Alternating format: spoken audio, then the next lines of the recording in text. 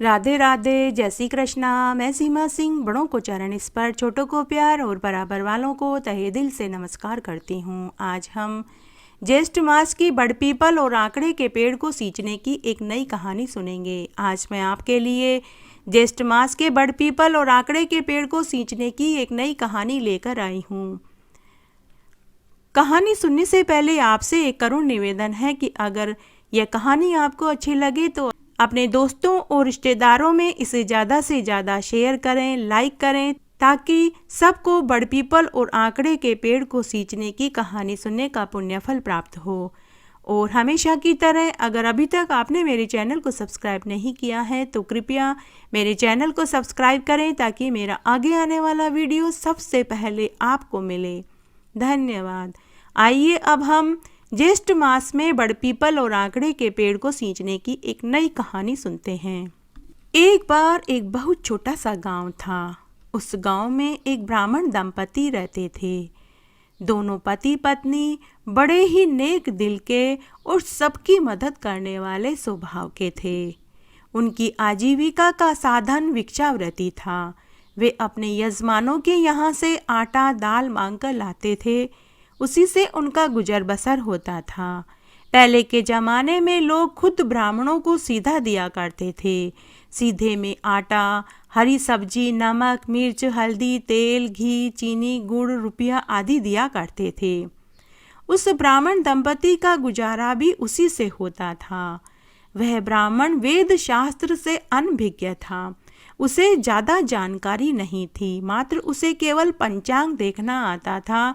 पंचांग आदि देखकर ही वह गांव के लोगों को एकादशी, प्रदोष, पूनम, अमावस्या आदि की तिथियां बता दिया करता था। इससे ज़्यादा उसे कुछ ज्ञान नहीं था। उस ब्राह्मण की शादी को 8-9 वर्ष हो चुके थे, लेकिन उन्हें कोई औलाद सुख नहीं मिला। दोनों ब्राह्मण दंपति सभी तरह के व्रत उपवास किया करते थे। वे विष्णु भगवान के परम भक्त थे, परंतु प्रारब्ध तो सबको भुगतने ही पड़ते हैं। प्रारब्ध भुगते बिना मनुष्य को मुक्ति और सुख मिलना संभव नहीं। शायद यही कारण था कि उन्हें औलाद सुख नहीं मिला। वह ब्राह्मण दंपति हमेशा ओम नमो भगवते वासुदेवाय मंत्र का जाप करते रहते थे। तब एक दिन दोनों पति पत्नी औलाद न होने से दुखी होकर बैठे हुए थे। तब वह ब्राह्मण दुखी मन से घर से निकल पड़ा। गांव से बाहर एक वन में पहुंच गया। उसने देखा कि कुछ औरतें बड़ पीपल के पेड़ के पास बैठकर पूजा कर रही थी। उस ब्राह्मण ने उन औरतों से पूछा कि आप यहाँ किसकी पूजा कर रहे हो और किसकी कथा कहानी सुन रहे हो। तो वे औरतें बोली कि पंडित जी, ज्येष्ठ मास चल रहा है। हमने सबने ज्येष्ठ मास का स्नान किया है और हम ज्येष्ठ मास में बड़ पीपल व आंकड़े के पेड़ को सींच रहे हैं और कथा कहानी सुन रहे हैं। ब्राह्मण बोला कि इससे क्या फल मिलता है। तो वे औरतें बोली कि पंडित जी, जिस इच्छा से व्रत और पूजा की जाती है वही इच्छा भगवान विष्णु पूरी कर देते हैं। तब उन औरतों ने ब्राह्मण से कहा कि पंडित जी, आप भी हमारे साथ बैठकर बड़ पीपल व आंकड़े की पूजा करिए और कथा कहानी सुनिए। आपकी भी सभी इच्छा भगवान विष्णु पूरी कर देंगे। तब ब्राह्मण ने उन औरतों के साथ बैठकर बड़ पीपल और आंकड़े के पेड़ की पूजा करी और कथा कहानी सुनी। तब वह ब्राह्मण उठकर घर आने लगा तो पीछे से उन औरतों में से एक औरत बोली कि ये कैसे पंडित जी हैं, ये कैसा ब्राह्मण है, इसे धर्म कर्म की कोई जानकारी नहीं है, बल्कि इस ब्राह्मण को हमें ज्येष्ठ मास के महात्म्य को बताना चाहिए था, जबकि हम इसे बता रहे हैं। तब एक औरत बोली कि अरे भाई, सभी पंडितों को कोई थोड़े ही वेद शास्त्र का ज्ञान होता है। ऐसा कहकर सब औरतें खिलखिलाकर हंसने लगी। जब ब्राह्मण के कान में यह बातें पड़ी तो उसे बहुत दुख हुआ। घर आकर उसने सारी बातें अपनी पत्नी को बताई और उस ब्राह्मण ने अपनी पत्नी से कहा कि अरे ब्राह्मणी, हमारी किस्मत में औलाद सुख है या नहीं यह तो मैं नहीं जानता, परंतु अरे ब्राह्मणी, मैंने निश्चय किया है मैं वेद शास्त्र का अध्ययन करने के लिए काशी जाऊंगा। इस तरह दोनों पति पत्नी रात्रि में सो गए। दूसरे दिन ब्राह्मण वेद शास्त्र के अध्ययन करने के लिए काशी चला गया और एक आश्रम में जाकर विद्या अध्ययन करने लगा। इधर ब्राह्मणी ने भी पति के कहे अनुसार ज्येष्ठ मास में स्नान किया और बड़ पीपल और आंकड़े के पेड़ को सींचा और गांव वाले जो सीधा देते थे उसी से 2 रोटी बनाकर गुजर बसर करने लगी और हरि की भक्ति में हमेशा लीन रहने लगी। इस तरह 1 साल व्यतीत हो गया। 1 साल में उस ब्राह्मण ने भी पूरी शिक्षा दीक्षा ग्रहण कर ली। उसे भी वेद शास्त्र का संपूर्ण ज्ञान प्राप्त हो गया। तब वह भी अपने गुरु से आज्ञा लेकर अपने घर की ओर चल दिया। भगवान विष्णु ने ब्राह्मण की परीक्षा लेनी चाहिए। ज्येष्ठ का महीना चल रहा था। तब भगवान विष्णु ने एक ग्वाले का वेश बनाया और कामधेनु गाय को वहां प्रकट कर दिया।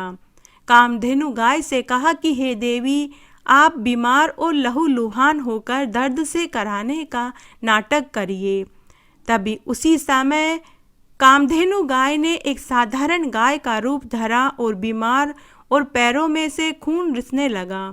जगह जगह उसकी खाल उधड़ी हुई थी जिसमें कीड़े पड़े हुए थे। तब ग्वाले के वेश में भगवान गाय के पास बैठकर रुदन करने लगे। तभी वह ब्राह्मण उस स्थान पर पहुंच गया।